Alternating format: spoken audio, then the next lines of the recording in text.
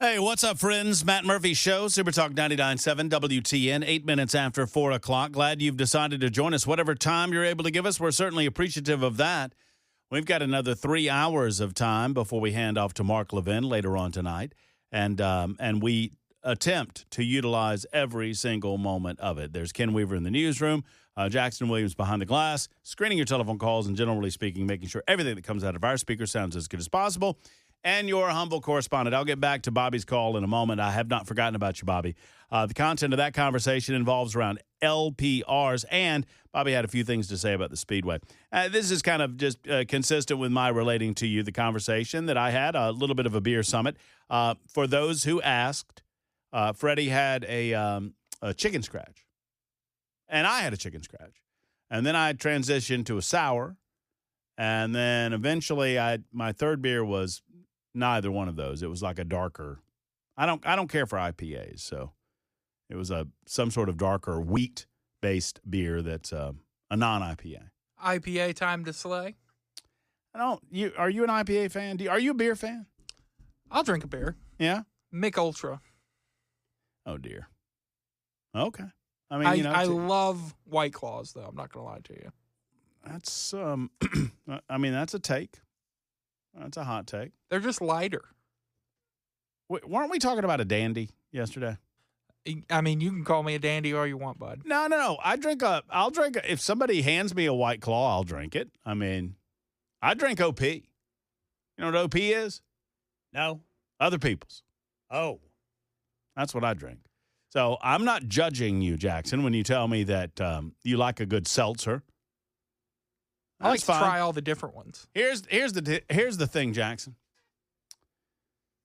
You're not walking new territory for me because I have for years carried a burden that you might not be aware of. And that burden. I thought I was your burden. Well, that remains to be seen. That burden is that I'm a Zima man. Zima. I loved Zima. Absolutely loved Zima. What is a Zima?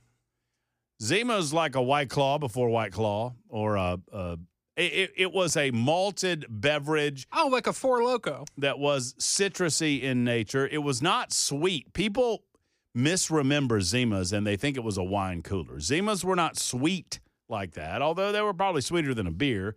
But Zimas were hard to describe. They were a citrusy, alcoholic malted beverage. You ever have a Zima, Ken? I believe I did. I believe I did have a Zima at one point. I love that. Believe. What am I talking about? I know I probably did. I loved them. I tell you what wine coolers I liked, and I cannot for the life of me remember the name of them, but remember they were neon green, and it's whenever wine coolers first came out. Huh. Oh, they were a big deal. Bartles and James. I remember Bartles and James. Well, Y'all I remember Bartles and James, Yeah. but these weren't Bartles and James. And I cannot remember for the life of me what the brand of this was. I bet you that someone on the Super Text line will remember wine coolers from back in the day. Yeah, I'd always grab one after the Coors. That's whatever. And here they come. 1607. Zima, did you carry a purse? No, but I'll whip your ass with that Zima. How about that? Matt. I'll take you over the head with a bottle. How about that? I mean, if you want to come at me, bro, let's go. Come at me, bro. Let's go. Matt, have you ever heard of a Four Loko? I have. You know what that is, right? Yeah, like 12% alcohol or something. It was the original Four Loko was a combination between alcohol and malt liquor in a tall boy. Sure. Okay. And then they banned that because because that's what they do. Yeah. So then now it's just the malt liquor. That was probably my generation's Zima. Well, here's the thing. Zima might have been marketed to women, but women didn't like it. It's why Zima went off the market. You know what women liked? Wine coolers. Yeah, wine coolers. And they didn't care for Zima because it wasn't sweet. It was just it was a citrusy malted beverage, which I still absolutely love. And yes, if you note a slight tone of defensiveness in my voice, it's because I'm defensive about this. Hey, Matt. What? My mom just texted me and said Zimas are amazing. There you go. Well, there you go. Yeah. Mama Jackson and Matt Murphy like Zimas. You remember how girls would always They'd always smoke Virginia Slims. Oh, yeah. Why did girls do that? I don't know. Why did they smoke Virginia Slims? Or Capris. Remember those little dainty Capris? And Virginia Slims. Oh, yeah. Virginia Slims. I knew a girl. I dated a girl in high school that smoked Benson and Hedges Deluxe Ultralight 100s in the box. Oh, I have a really good girlfriend who did that. Benson and Hedges Deluxe Ultralight 100s in the box. And I remember saying that because I bought her cigarettes all the time. Benson and Hedges. Sounds like a damn law firm. Smoke them if you got them. Oh, man. I miss those days, Brother Murphy. I miss them. Oh, man. So, yeah. So, look, I'm a Zima guy, and it's a cross. It's a burden that I will carry. So, no, Jackson, I'm not going to accuse you of I'm not going to do anything with your admission that you like a white claw from now and again. But people asked what Freddie drank, and I'm just here to tell you. He had himself a couple of chicken scratches, and there you go. What is a chicken scratch? It's a lager beer. It's a local lager. I don't know. I guess maybe I should know who makes it. I don't think it's Chicken Scratch that makes it, but it's a local brewery that makes it. I'll look that up. Might be, well, I don't want to say who. I don't want to guess. But I won't say it on the air. Yeah, James says we always used to call Virginia Slim something else. Yes, James, I remember what we called them because women always smoked them. Oh, I know who does the who does Chicken Scratch? It says it's not Tailgate, is it? No. No, I didn't think so. According to this, I don't. Little Harpeth? Yeah. Yeah. Okay. Uh-huh. Little Harpeth Brewery does Chicken Scratch, and they're only in the airport. I don't know about that. They were. We had one at Neighbors in Germantown last night. I just saw a bottle of Zima. This thing looks ancient. Well, yeah, they don't make them anymore. Yeah, they were back in the late 80s, right? But they brought them back a few years ago. Here's what I'll say. They brought them back a few years ago, and I had already admitted in Birmingham, Alabama, this may be 5 or 6 years ago, I had admitted my love of Zima publicly on the radio. And I think Coors bought Zima. Oh, yeah. And they brought them back as a summertime. They thought they could take advantage of the Seagram's Ice phase, I remember that. White Claws, and so they brought them back as a way. Hey, well, let's reintroduce these, and people will love them. And apparently that wasn't the case, but I probably received 2 cases of Zima. How were they? Delicious. I mean, they were fresh. They were new. They weren't old school. They were delicious, Jackson. Delicious. I had me a one season of Georgia Bulldog football. I had me a couple of delicious Zimas every game. Yes, sir. It was a game day ritual that season. Did y'all win the Natty? That was not a year that we won the Natty. Better not drink those again. I think it was 2017 though. I think we went to the national championship that year. Oh, 4th and 23. Thank you. That was 4th and 26, and I do appreciate you bringing that up, Jackson. Thank you so much. Tua rolls to his left. Oh, that's Fires right. deep down the field. We you remember we sacked him on first down. That's why it was 2nd and 26. You know what you didn't do? Busted, protect against that busted coverage. The safety didn't roll out over the top. Do you replay that play in your mind? Only when someone else brings it up. What about the Falcons? In my mind, 28-3. Why are you there to hurt me? You know I'm weak. I told Jackson earlier today, I'm not feeling my best. I think I'm a little under the weather. I might be getting sick. Right. And Jackson has taken that little sign of weakness and he's trying to exploit it by bringing up all my worst memories. I feel like if I just get you angry enough, it'll beat the sickness. Well, look, so let's talk about Jawan Jennings in 2016. Just to think that I made a recommendation just days ago that we could have a daily or a weekly segment during the football season called Jackson on Sports. Yeah, that'd be good. Would that be good? No. I think we'd have fun. Well, let's forget about it. How about that? Let's just forget about that. I hurt his feelings, Ken. 2nd 26. Oh, God, it still stings. Ugh. I don't want to hear you boys talk about anything upsetting in football. Oh, yeah. Because you have no freaking idea. Brother Weaver. When's the last time the Sooners won the Natty? When Josh Heupel was the quarterback. Was that right? Is that right? Was it before or after Old Smoky? It was 2000. Oh, it's after Old Smoky. Y'all have won a natty since the Tennessee Vols, kid? Yeah. But he's our head coach. Whoa. And now he's their head coach. I was in attendance. It's a deep subject. So Yeah, far. it took me a second. I was in attendance for the Georgia State, Tennessee losing to Georgia State. Some things you just don't get over. I needed a Zima that day. I bet. You boys should have been in Boise, Idaho back in 2006. Oh man, I'd forgotten about that one, Ken. Wasn't that the Fiesta Bowl Yes. Ken with and Sam Bradford? No.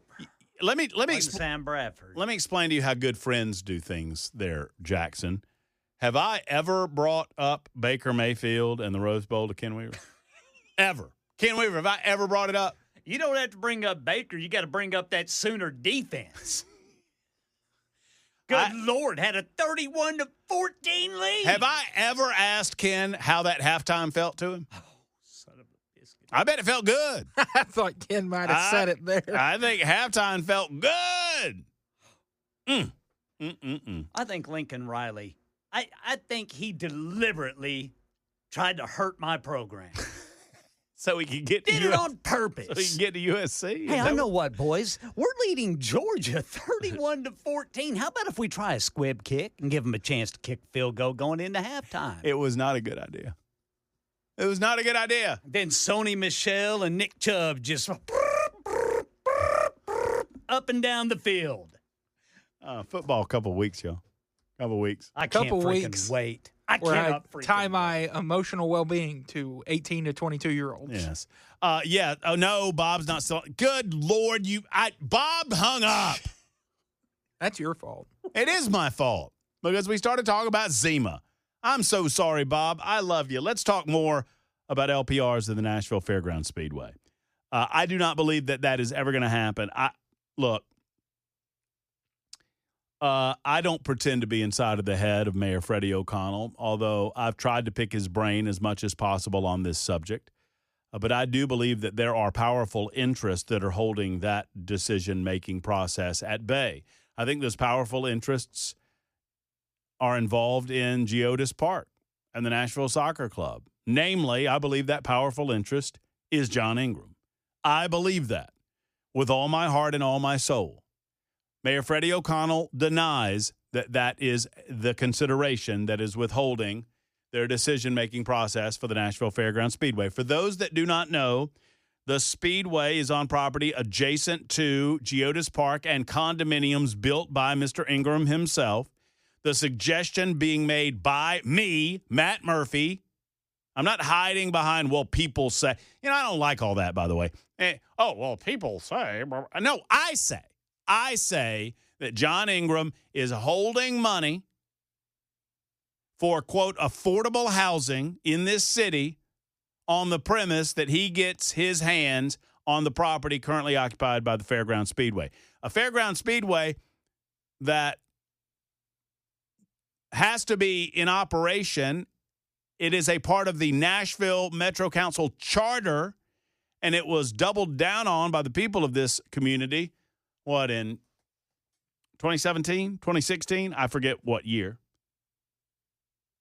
Freddie claims that he supports the racetrack.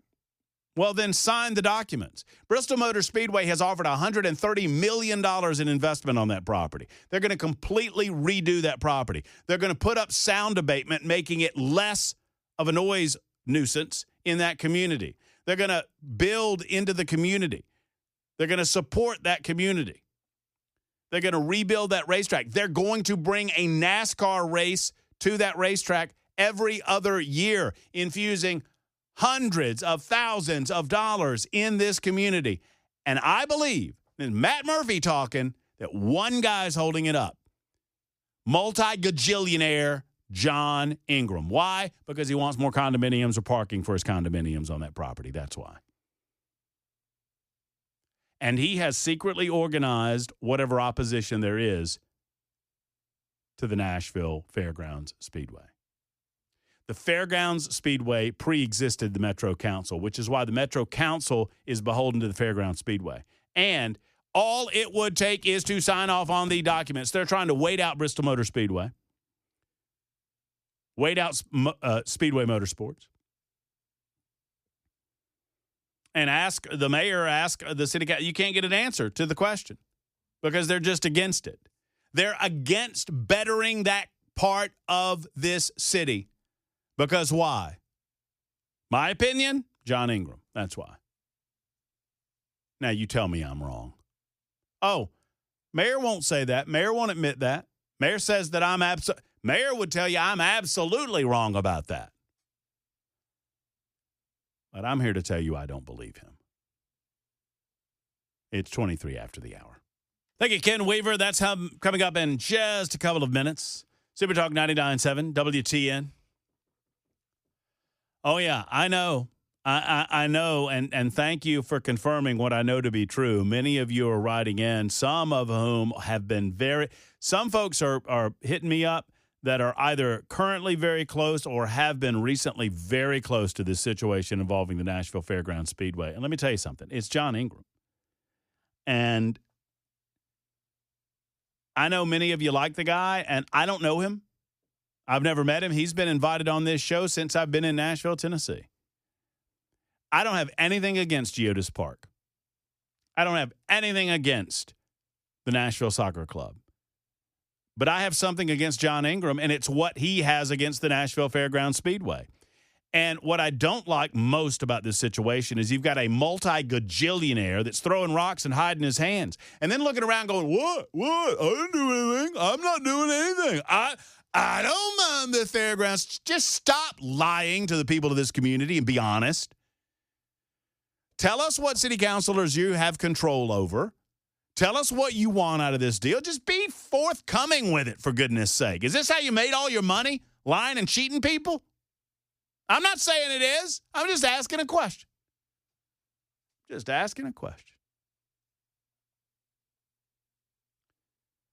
These Metro councilors would rather watch this city burn to the ground than work with somebody that is conservative or work with an organization that caters to conservative-minded people. And that's the perception of NASCAR, and that's why they don't want to do anything. That's why they refuse this $130 million gift to this city.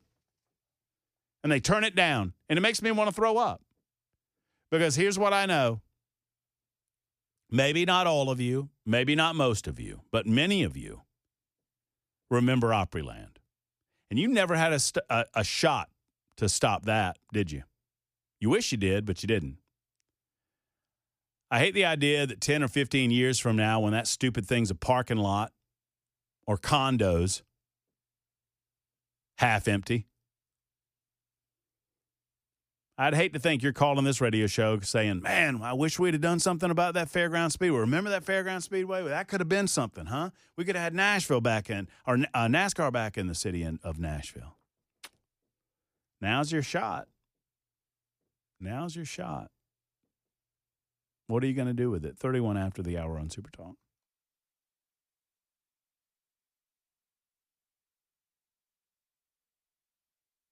Super Talk 99.7 WTN. You can join in the proceedings more directly. Dial us up, 615-737-9986, as Larry has done. We'll get to you momentarily, Larry. You can also hit us up on the Super Text line. It's the same number, 615-737-9986. You know, sometimes I fail to remind you, if you want to go over to the social media platform on the X machine, I am at Matt Murphy Show, at MattMurphyShow. It's a cesspool over there. Just awful. This is an awful place full of awful people saying awful things. And I absolutely love it. And I think you will too. At Matt Murphy Show. Give me the old follow over there. I would appreciate that very much. I'm just trying to get to a meager 20,000 followers by the end of the year. I don't think that's too much to ask. What are you at? 18.2. 18.2, baby. Come on. One viral tweet. One viral X post. I should say something nasty.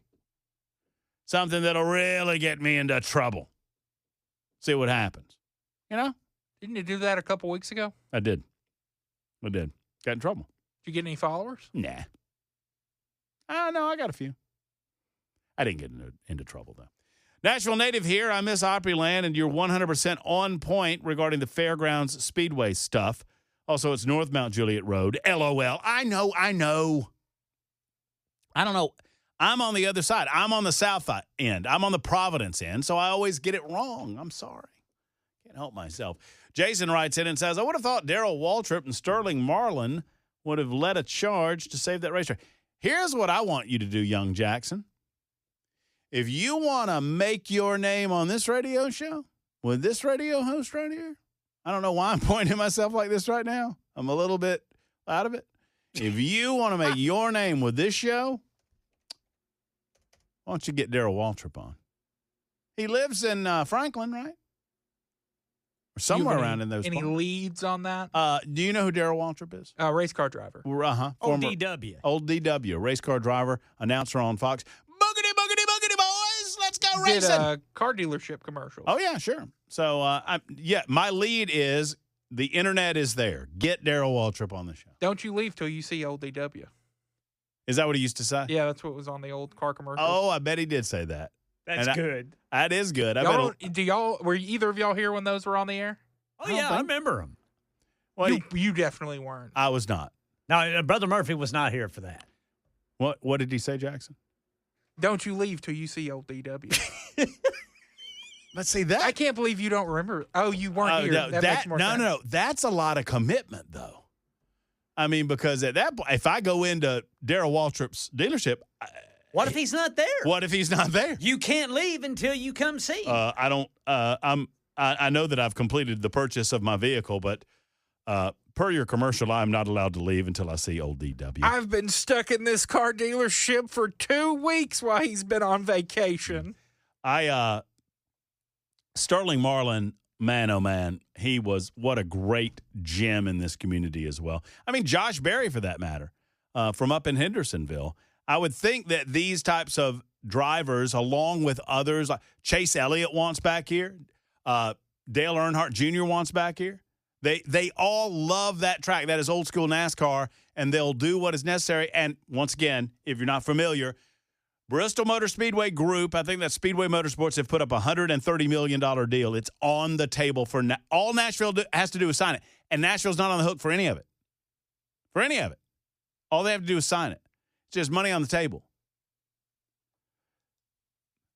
Scott has written in. I think Scott speaks for a lot of old school Nashville folks. You know what Scott says, Jackson? Scott says, I bought a Honda from Darrell Waltrip, but he wasn't there. I left anyway. You went ahead and left? You went ahead and left.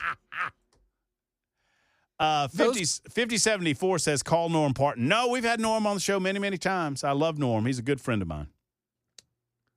Those commercials used to always come on during Saturday morning cartoons. Did they? Oh, yeah. Don't you leave TCODW. Trying to watch my Power Rangers when I was like 6. If you don't see my star on your car, you better come see old DW. That was on one of his commercials, apparently. I'm being told. I'm just fascinated by the lack of motivated movement, whether it's Fairground Speedway, LPR's Fusus system, which seems like a no-brainer to me. So many other issues. And then the Boring Company, and that leads me to the digging that is going on at the Boring Company as we speak. In case you missed it, that digging is, well, I have no idea. What are we doing, Matt? Maybe that's Miss Leia. Maybe. Answer it. My phone is on silent, and that's what. Why does Facebook overtake my phone and override the silent feature on my phone? Is that your ringtone? No. What is it? No, it's Facebook. I have no idea why. It makes me want to throw it through a window. It honestly Go does. for it. I'd I'm love just to see that. a little bit in that. I'm a little bit in that kind of mood. No, I had a story pulled up from Facebook from a local television station. I think it was News Channel 5. They did a flyover of the dig site downtown near the state capitol. But of course, Facebook for some reason decided to go to that video where there was bluegrass players singing. One way or the other, there's already digging going on that site. They're waiting for nothing, y'all. Why would they? They've got permission from the state. They're ready to go, and they're not waiting on the city or anybody else to tell them what for. They're going toward it. They are moving forward with the dig. Despite what Representative Afton Bain has to say about it, they're making it happen. Come on. Let's get fired up about it. I've got an update for you in mere moments on Super Talk right after we talk with Larry. Hey, Larry. Hey, brother. How you doing? Hey, Larry, you feeling all right? Hey, I'm still above the daisies, dude. That's all I can ask. Well, I mean, that's pretty good. But, we're worried about you. You're one of my favorites. You know that. Well, you're one of mine. But, and Brother Ken. I mean, who can forget Brother Ken? Thank you, Brother Larry.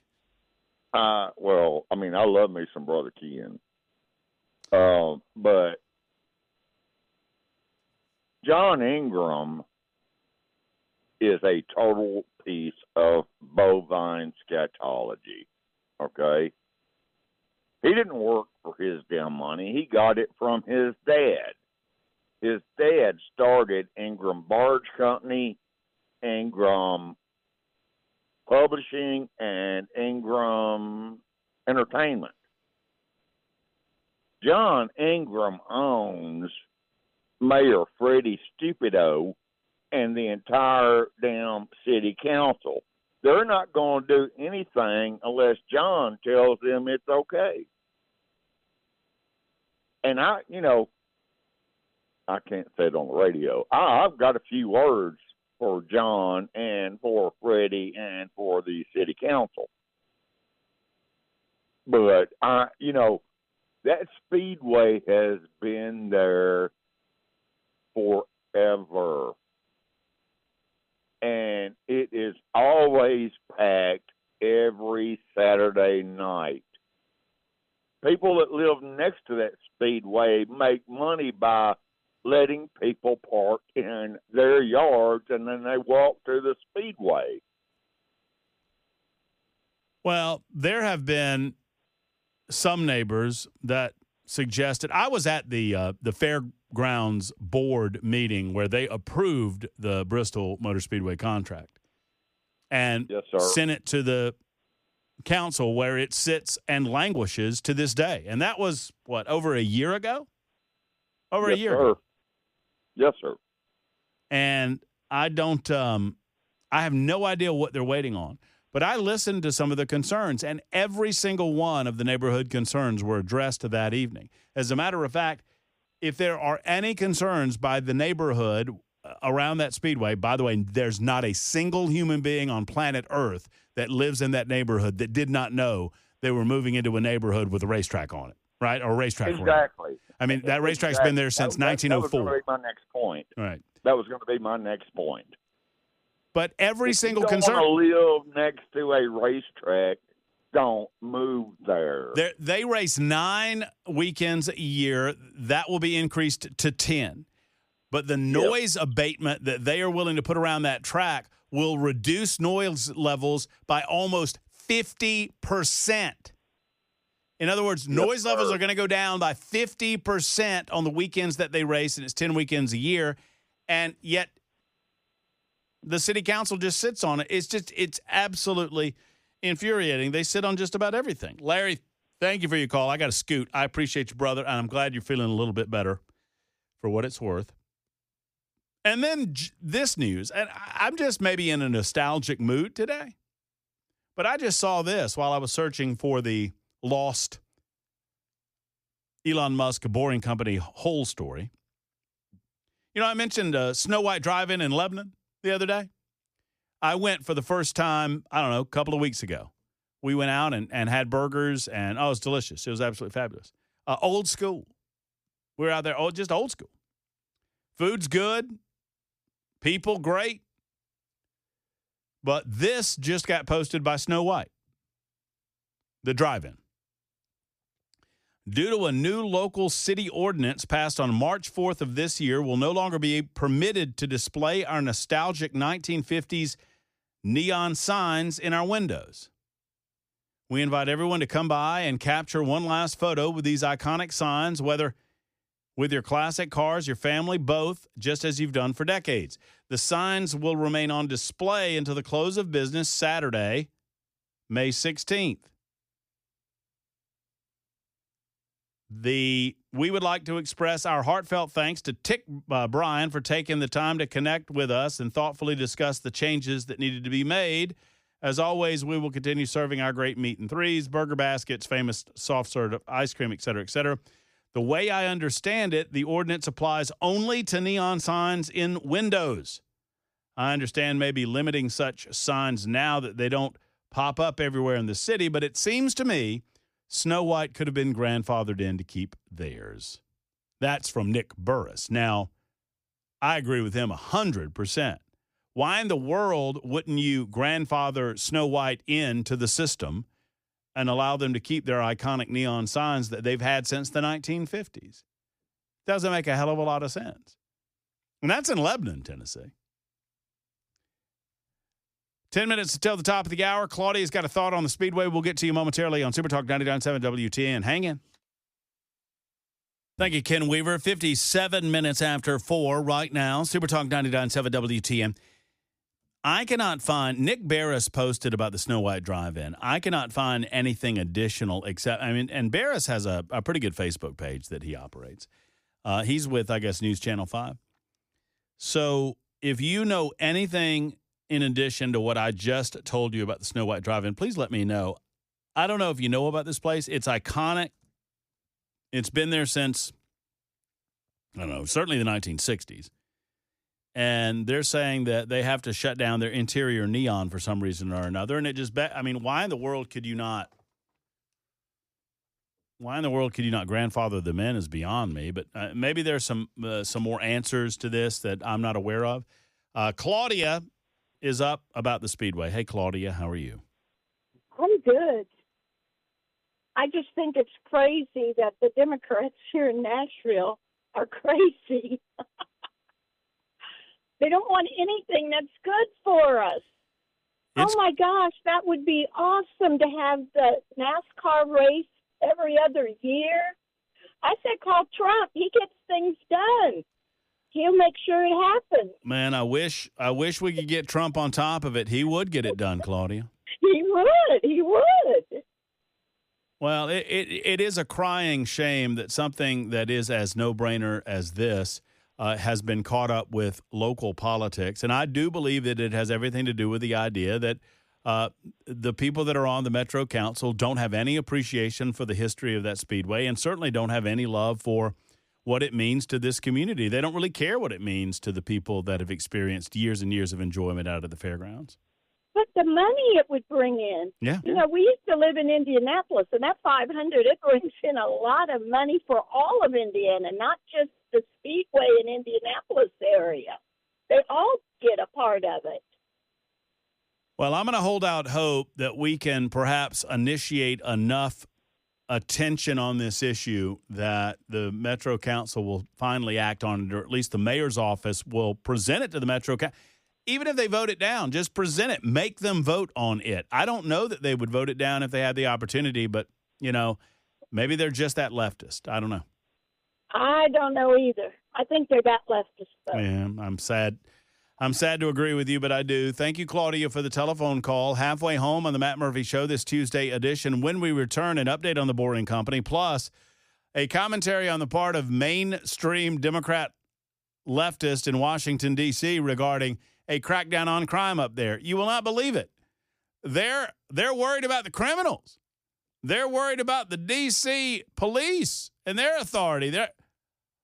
What about the citizens that have been impacted by the crime? One crime is one crime too many, right? They don't seem to care about any of that. More to come right after the news, and the news happens now. Super Talk 90.